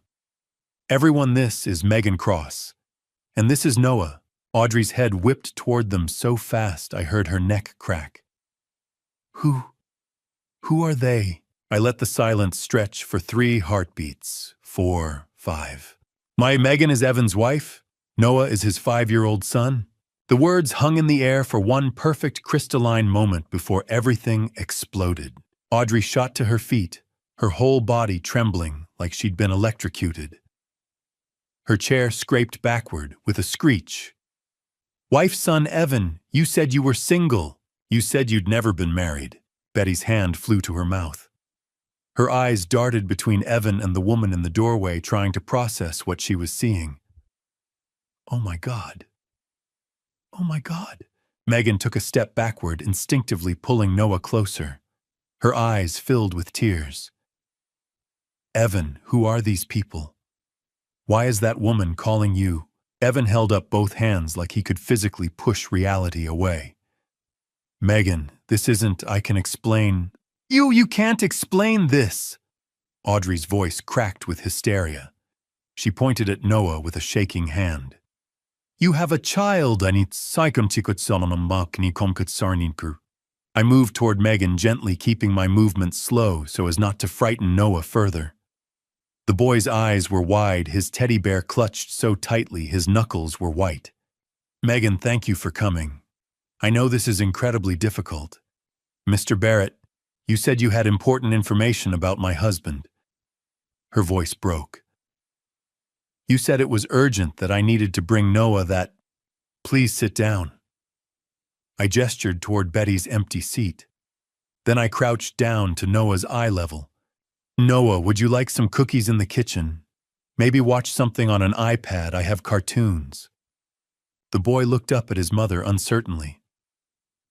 Megan hesitated, looking around the room at Evan's pale face, at Audrey's tears, at Betty's shell-shocked expression. Then she nodded slowly. Noah, sweetheart, go with this nice man for just a minute, okay? Mommy needs to talk to some grown-ups. Noah's small voice. Is Daddy in trouble? The question hung in the air. No one answered. I took Noah's hand, so small, so trusting, and led him to the kitchen. Set him up at the counter with a plate of chocolate chip cookies and the iPad playing Paw Patrol. He settled in, happily swinging his legs, oblivious to the devastation unfolding just one room away. When I returned to the dining room, all eyes were on me except Evan's. He was staring at the floor, his jaw working, but no sound coming out. Megan lives in Vancouver, Washington. I began, my voice steady. She's a nurse at Providence Hospital. Works the night shift most weeks. She's been married to Evan for 6 years. Megan corrected quietly, her voice barely above a whisper. 7 years this past June. We had a party. Noah drew pictures. You said... She looked at Evan. You said it was the best day of your life. He still wouldn't look at her. I nodded. During my investigation, I discovered that Evan has been living a double life. Monday through Wednesday in Vancouver with you and Noah. I pointed toward Audrey. Thursday through Sunday here in Portland with my daughter. That's not true. Audrey's voice was desperate now, pleading. Evan, tell them it's not true. But Evan said nothing. Just stood there like a statue, his hands clenched at his sides. The training clients he told you about. I looked at Megan. That was Audrey. The consulting work that kept him in Portland. That was this affair. Megan turned to Evan, her voice shaking. All those nights you said you were training late clients. All those weekends you said you had to work. Noah's preschool tuition that suddenly got paid in full. The new car we couldn't afford. Where did it all come from? Silence. Answer her, Audrey screamed. Tell her where you got the money. From this family, I said quietly. From accounts my daughter stole from me over 18 months. $234,000. Money that was supposed to be for her future, for our retirement. Evan's been using it to fund his life with you, Megan. Your car, Noah's school, your mortgage payments. All of it. Megan covered her mouth with both hands, tears streaming down her face. Noah's tuition, our house. It was all stolen money. I'm sorry, Megan. You deserve to know the truth. Audrey stepped toward Evan, hands outstretched like she was drowning, and he was the only lifeline. You said you loved me. You said we'd get married once we had enough money. You said... Her voice broke into a sob. You said you'd never leave me. Evan finally spoke, his voice hollow and dead. Audrey... Yet you said I was the only one. You said Betty was just a means to an end, that I was the real plan. Megan's laugh was bitter and broken. He told me the same things. On our wedding day 7 years ago. He said I was his forever. The silence that followed was absolute. Then Audrey collapsed back into her chair, her whole body folding in on itself, like she'd been punched in the stomach. She buried her face in her hands. It was all lies. Everything. All of it. Yes. I kept my voice steady even though inside I felt nothing but ice. Evan Cross is a professional con man. He targeted you, Audrey. Saw your vulnerability, your desperation, and he exploited it. Used you to access my money. Used your mother's loneliness to maintain his cover. The same way he's been using Megan and Noah. No. Audrey's voice was muffled by her hands. No, he wouldn't. He would. And he did. I turned to Megan. I'm sorry you had to find out this way. Megan wiped her eyes, straightening her spine. I'm glad I know. Better late than never. She looked at Evan with something that might have been pity. Our marriage is over. I'll file for divorce tomorrow. Megan, please. Evan finally found his voice desperate and pleading. Don't. She held up a hand. Don't you dare speak to me right now. Not after this. Not after you used our son's tuition money. Her voice broke. Our child. How could you? Audrey looked up at me, mascara running down her cheeks in black rivers. Dad, I'm so sorry. I didn't know. Sorry isn't enough, Audrey. Austin Mercer took everything from me. $85,000. I was desperate. I had nothing. Evan said he'd help me. And you chose to trust a stranger over your own father. I had to force the next words out past the lump in my throat. You chose money over family. You chose to steal from me. To change my life insurance policy. To cut my brake lines. To poison my coffee. She sobbed harder but said nothing. What could she say? Yet you chose, I repeated, to try to end my life. Betty finally spoke, her voice barely audible. Joseph, please. I looked at her, this woman I'd been married to for 24 years. This woman who'd sat in that same chair for thousands of dinners. Who'd raised our daughter. Who'd stood beside me at weddings and funerals and every moment in between. You enabled all of it, I said quietly. You saw what was happening. You heard the conversations. You knew about the money. And you said nothing. I didn't think. She stopped. Started again. I thought it was just a loan that was never discussed with me, that I never agreed to. I shook my head. You're as guilty as they are. The room fell silent again, except for Audrey's muffled sobs and Noah's distant laughter from the kitchen as Paw Patrol played on. I pulled out my phone and made a call. Detective Warren, you can come in now. The front door opened again, this time with purpose, with authority. 2 uniformed police officers entered first, their hands resting on their belts. Behind them came a woman in her 40s wearing a detective's badge clipped to her belt. Mr. Barrett. Detective Warren nodded to me, all business. We heard everything through the wire. I touched the small recording device clipped inside my shirt collar. You have all the evidence, every word, crystal clear. She turned to face Audrey and Evan, her expression professional and cold. Audrey Barrett and Evan Cross, you're both under arrest for fraud, embezzlement, and conspiracy to cause serious bodily harm. She began reading them their Miranda rights in a steady, practiced voice. You have the right to remain silent. Anything you say can and will be used against you in a court of law. Audrey stood on shaking legs as a uniformed officer moved behind her with handcuffs. The metallic click echoed through the room.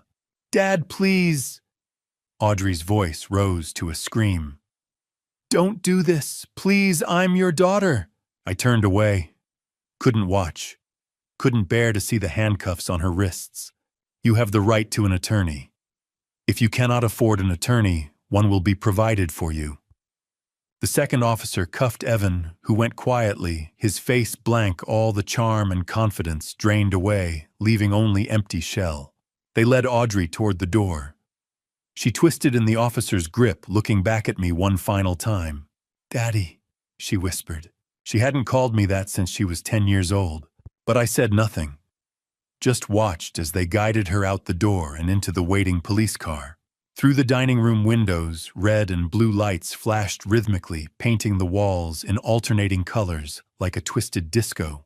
Betty sat at the dining table, completely collapsed, her whole body shaking with sobs that seemed to come from somewhere deep inside her. Megan held Noah, who'd come running from the kitchen when he heard the commotion. The boy's small face confused and frightened, tears starting to stream down his cheeks as he watched his father being led away in handcuffs. "Mommy, why are they taking Daddy? What did Daddy do?" Megan couldn't answer, just held him tighter. And I stood alone in the center of the dining room, surrounded by the wreckage of everything I'd ever built. The overturned chair, the scattered documents, the cold dinner no one had eaten, the half-empty wine glasses, the family that had just been destroyed beyond repair. Justice had been served, but the price was everything I'd ever loved. Through the window, I watched the police cars pull away, their lights fading into the distance. Betty sobbed. Noah cried for his father. Megan stared at nothing. And I stood in the ruins of my life, wondering if this was what victory was supposed to feel like. The weeks following the arrests were a blur of lawyers, courtrooms, and media attention I never wanted. Week 1 hit like a sledgehammer. I spent 8 hours at the police station giving my full statement. Every detail, every recording, every document. The detectives were thorough, methodical. By the time I walked out, the sky had gone dark and my voice was hoarse. Audrey and Evan were denied bail. Flight risk, the judge said, given the offshore accounts and evidence of planning. They'd remain in custody until trial. Betty was questioned for hours, but she cooperated, fully turned over everything she knew. 2 days later, she moved out of our house and went to stay with her sister across town. The media descended. Local father exposes daughter's elaborate theft plot. My phone rang constantly, reporters, concerned friends, complete strangers wanting to know details. I changed my number, started living like a ghost in my own life. Benjamin handled the press. Mr. Barrett requests privacy during this difficult time. But privacy meant being alone in that empty house. Walking through rooms that suddenly felt too large, too quiet. I found myself standing in Audrey's bedroom one afternoon, looking at her high school trophies, her graduation photos, the collage of memories on her wall. Where did I go wrong? The trial preparation consumed weeks 2 through 8. The prosecutors, led by Assistant District Attorney Sarah Mitchell, a woman with 20 years of experience and a reputation for being relentless, built their case methodically. Defense attorneys tried negotiating plea bargains. Benjamin sat across from me in his office.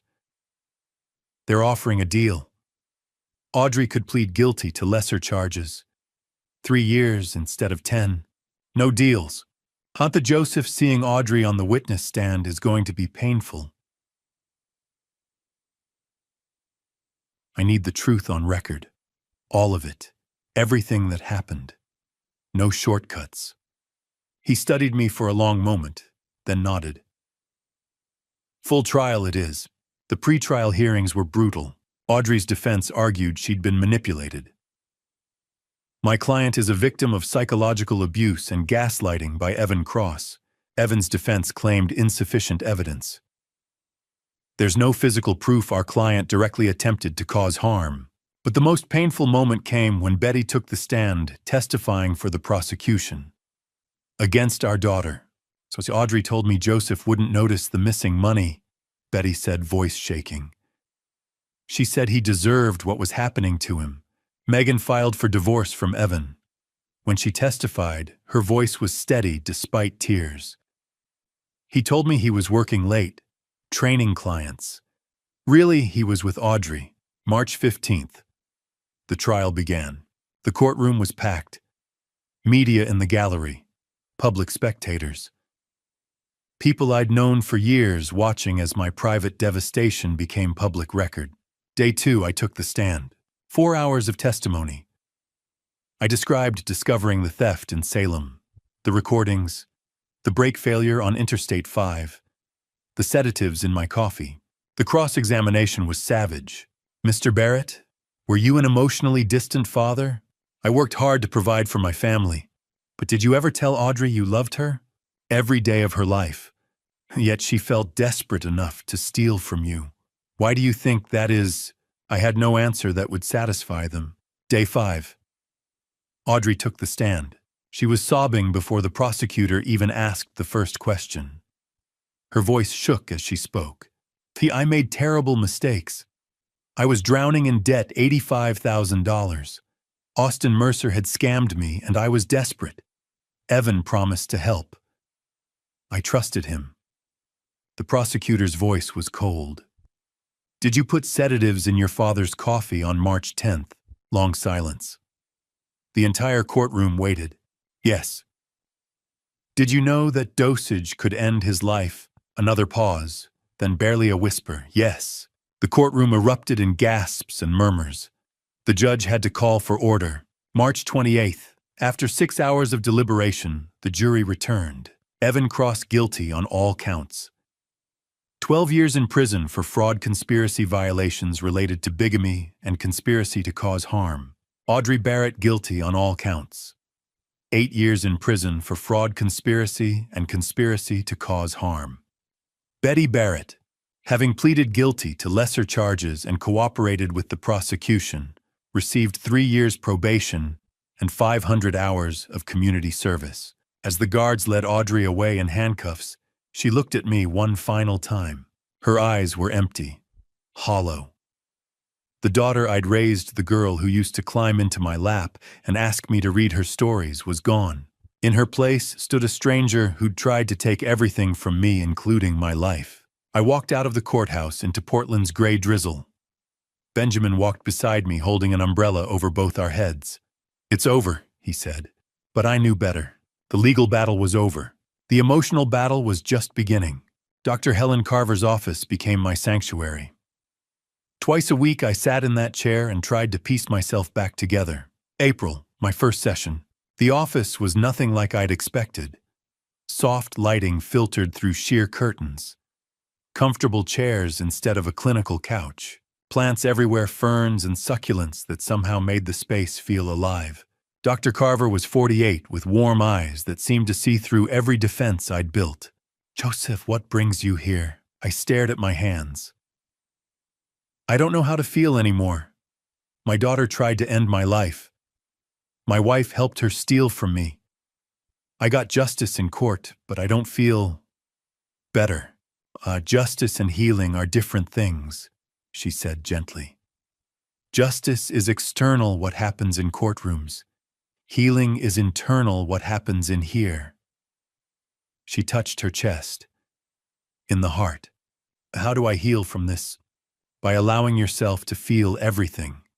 The anger, the grief, the betrayal, all of it. And eventually, by choosing peace over bitterness. I thought that sounded impossible. The sessions continued. Twice a week, Tuesday and Friday afternoons, I sat in that chair and slowly began to unpack 24 years of my life. Week 3, I broke down completely. Where did I fail as a father? Dr. Carver leaned forward. Joseph, you didn't fail. Audrey made choices, bad choices, terrible choices. But they were her choices, not yours. But I must have done something wrong. Good parents raise children who are still human, who still have free will, who can still make devastating mistakes. Her voice was firm. You can't control another person's choices. Not even your child's. Week 6, we talked about Betty. 24 years. Was any of it real? Some of it was real, Dr. Carver said. People are complex, Joseph. Betty loved you once. I believe that. Then things changed. Maybe she changed. Maybe the marriage changed. That doesn't erase the good years. It just means the story ended differently than you thought it would. In May, she suggested I join a support group, Survivors of Family Fraud, Wednesday evenings in a church basement across town. I walked in, nervous, not knowing what to expect. 12 people sat in a circle, men and women, young and old, all carrying the weight of family betrayal. The facilitator smiled. Welcome, everyone. Who wants to share first? I just listened that first night, a man in his 50s. My brother stole my inheritance. Cleaned out my mother's accounts before she died. We haven't spoken in 5 years. A woman in her 60s. My son forged my signature and took my house. I'm living with my daughter now. A younger man, maybe 30. My wife and her boyfriend drained our accounts while I was deployed overseas. Came home to nothing. Each story was different, but the pain underneath was the same. I'm not alone. By the 3rd week, I shared my story. Kept it brief: daughter theft, attempted harm, trial, prison. The group nodded. They understood without me having to explain. A woman named Patricia spoke up. The hardest part isn't the money, is it? No. It's the trust you'll never get back. Exactly. August arrived with an unexpected clarity. I woke up one Saturday morning and knew what I needed to do. I needed to see Audrey, face to face. I called Benjamin. Can you arrange a prison visit? Are you sure, Joseph, this could be incredibly painful? I need closure for myself. The visit was approved for the following Saturday. August 12th, 2 in the afternoon. I drove south to Coffee Creek Correctional Facility. 45 minutes through farmland and small towns. My hands shook on the steering wheel. What will I say? The security was thorough. Metal detectors. ID verification. Rules about what I could and couldn't bring. The visitation room was exactly what I'd imagined: gray walls, plastic chairs, guards watching everything. A glass partition separated visitors from inmates. I sat down and waited. The door on the other side opened. Audrey walked in wearing a prison uniform. She'd lost weight. Her hair was pulled back simply. No makeup. She looked younger, more like the daughter I remembered. She sat down across from me. We picked up phones on either side of the glass. Long silence. Dad! Her voice broke immediately. Tears streamed down her face. Hello, Audrey. I'm so sorry. So sorry. I know. I was scared. Stupid. Evan made me believe. Evan didn't make you do anything. I interrupted. You made choices, Audrey. Your choices. I know, she was sobbing now. I'll regret it every day for the rest of my life. I looked at my daughter through that glass partition. Practiced the words I'd rehearsed with Dr. Carver for weeks. Audrey, I forgive you. She collapsed forward, sobbing harder. But I wasn't finished. I forgive you not because you deserve it, but because I deserve peace. Forgiveness doesn't mean what you did was right. It doesn't mean I'll forget. It doesn't mean you won't serve your sentence. It means I'm choosing to release the hatred that's been destroying me from the inside. Her hand pressed against the glass. You took my money, my trust, my family. But you can't take my ability to move forward. That's mine. And I'm taking it back. I stood up. Dad, please don't go. But I hung up the phone and walked toward the exit. Behind me, I could hear her crying. Could see her in my peripheral vision, hand still pressed against the glass.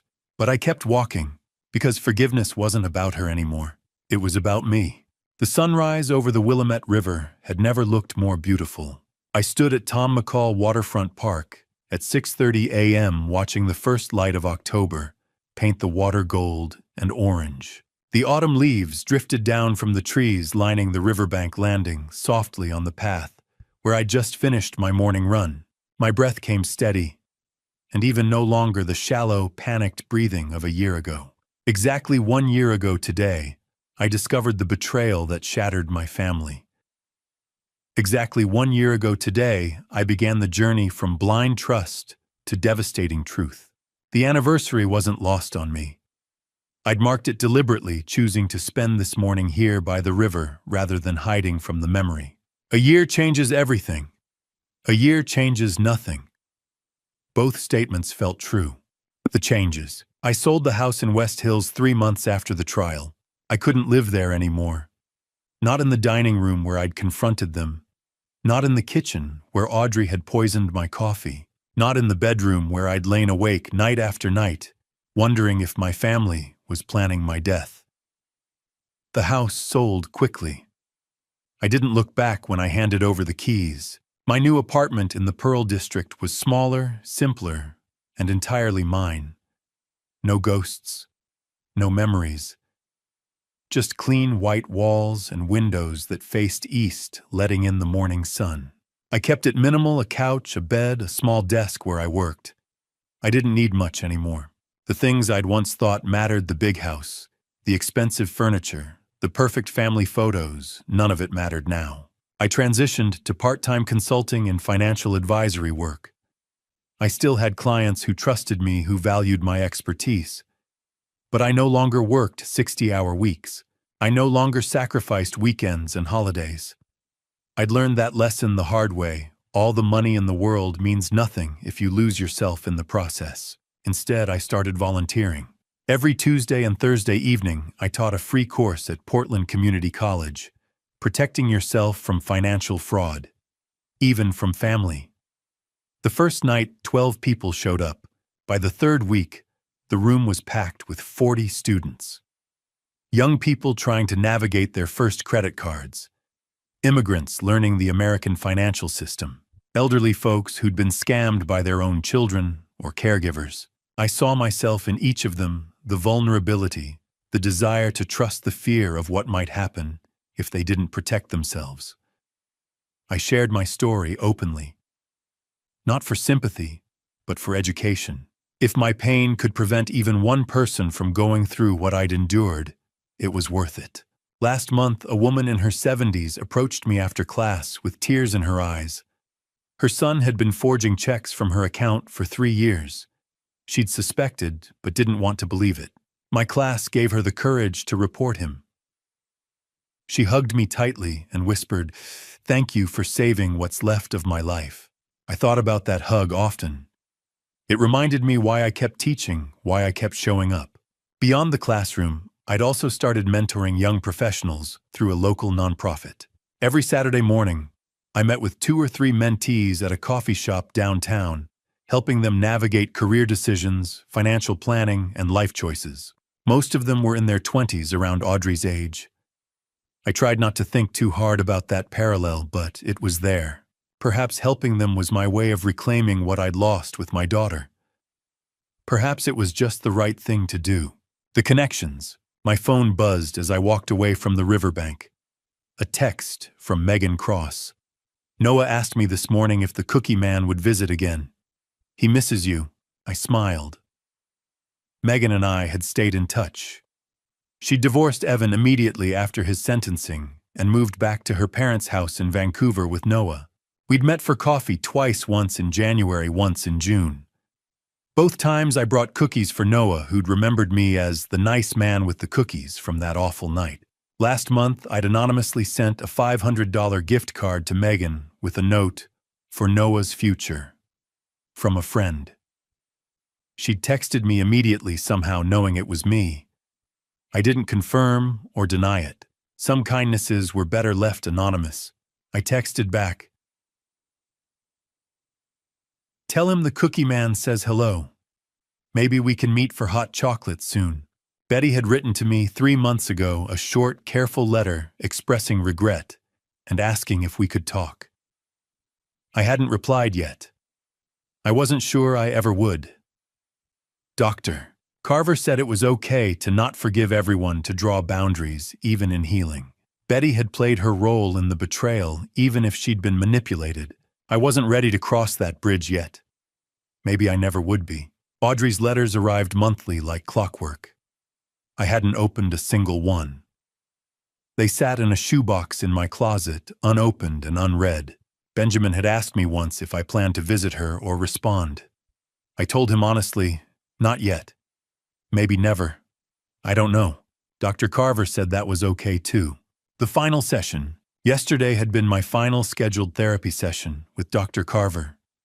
We'd met twice a week for 8 months, then once a week for the past 4 months. She'd guided me through the worst of the trauma, the rage, the guilt, the grief. "Do you remember the first day you came in?" she'd asked yesterday, her warm eyes studying me carefully. I nodded. I could barely sit still. I kept waiting for the next betrayal, the next attack. I thought everyone was lying to me, and now Now. I paused, searching for the right words. Now I wake up, and the first thing I think about isn't whether someone is trying to hurt me. That's progress. Dr. Carver smiled. That's enormous progress, Joseph. Healing isn't about forgetting or pretending it didn't happen. It's about learning to live again, despite what happened. You're doing that. I'd left her office feeling lighter than I had in months. The voice memo. This morning after my run, I'd sat on a bench by the river and recorded a voice memo on my phone. Not for anyone else, just for me. And maybe for others like me if I ever found the courage to share it publicly. October, 1 year later. My name is Joseph Barrett. A year ago, my wife and daughter stole over $400,000 from me. My daughter tried to poison me. They conspired with a con man to take everything I had, including my life. I survived. I want you to know that if you're going through something similar, if someone you love has betrayed you, stolen from you, tried to destroy you, you can survive too. You will survive. Healing isn't linear. Some days are harder than others. Some days you'll wake up and forget for a moment what happened. Then you'll remember, and the weight will crash down again. That's okay. That's part of the process. I'm not telling you to forgive. Forgiveness is personal. Forgiveness isn't about excusing what they did. It's about choosing your own peace over their hold on you. It's about releasing the poison they left inside you. I've forgiven some people. Others I haven't. Maybe I never will. And that's okay too. What matters is this: I'm still here. I'm still standing. I'm teaching, mentoring, helping others. I'm learning to trust again, carefully, cautiously, but genuinely. You can do this. You can rebuild. It won't look the same as before, but it can be good. It can even be beautiful. This is my story. Maybe one day I'll share it. Maybe it will help someone else find their way out of the darkness. For now, I'm choosing to live. I'm choosing hope. I'm choosing to believe that despite everything, there is still good in this world, and I can be part of it. My name is Joseph Barrett, and today I'm okay. I saved the recording and titled it, My Story, October. The ending. I walked into my favorite coffee shop near the Pearl District apartment. The barista, a young woman named Sophie, greeted me with a warm smile. The usual Mr. Barrett. Just Joseph, I corrected, gently smiling back. And yes, please. As she prepared my coffee, I noticed an older gentleman at a corner table fumbling with his phone and looking frustrated. Without thinking, I approached. Need a hand with that? He looked up, surprised, then grateful. I'm trying to set up mobile banking, but I can't figure out this app. I pulled up a chair. Let me show you. And here's a tip: always enable two-factor authentication. It'll protect you from fraud. 20 minutes later, he had everything set up. He thanked me profusely, offering to buy my coffee. I declined politely. Just pass it forward, I said. Help someone else when you can. Sophie handed me my coffee with a note scribbled on the cup. You're a good person. Don't forget that. M. I looked up at her, surprised. She just winked and moved on to the next customer. I walked out into the October morning, coffee in hand, and paused to look around. The leaves were falling. The river sparkled in the distance. Joggers and cyclists passed by, living their lives, pursuing their happiness. For the first time in a year, I felt it: real, genuine happiness. Not the fragile hope I'd clung to in the early months, but something deeper, something earned. I didn't know what the future held. I didn't know if I'd ever fully trust again, if I'd ever rebuild a family, if I'd ever stop carrying the scars of betrayal. But I knew this: I was still here. I was still fighting. I was still choosing to believe in goodness even after everything. And that was enough. That was more than enough. I took a sip of my coffee and smiled at the words on the cup. You're a good person. Maybe I was. Maybe despite everything, I still was. The morning sun warmed my face as I walked home. It was going to be a beautiful day. And to you listening to this family story, remember this. I thought I knew my family. I thought 24 years of marriage and raising a daughter meant something. I thought trust was earned through time, through sacrifice, through love. I was wrong. God gave me eyes, but I chose to be blind. God gave me wisdom, but I chose to ignore the warning signs. God gave me a second chance when my brakes failed, when the poison didn't kill me, and I finally listened. Don't be like me. Don't wait until you've lost $400,000 and nearly your life to see the truth. Don't confuse love with blindness. Don't mistake loyalty for stupidity. This family story taught me that the people closest to you can hurt you the most, not because they're strangers, but because you gave them the keys to your life. You opened every door, you trusted without verifying, and they walked right in and took everything. What I did wasn't about anger. It was about dad revenge, yes, but the right kind. It was about justice. It was about refusing to be a victim. My dad revenge meant standing up and saying no more. But here's the truth about dad revenge: it doesn't heal you. Justice doesn't bring back what you lost.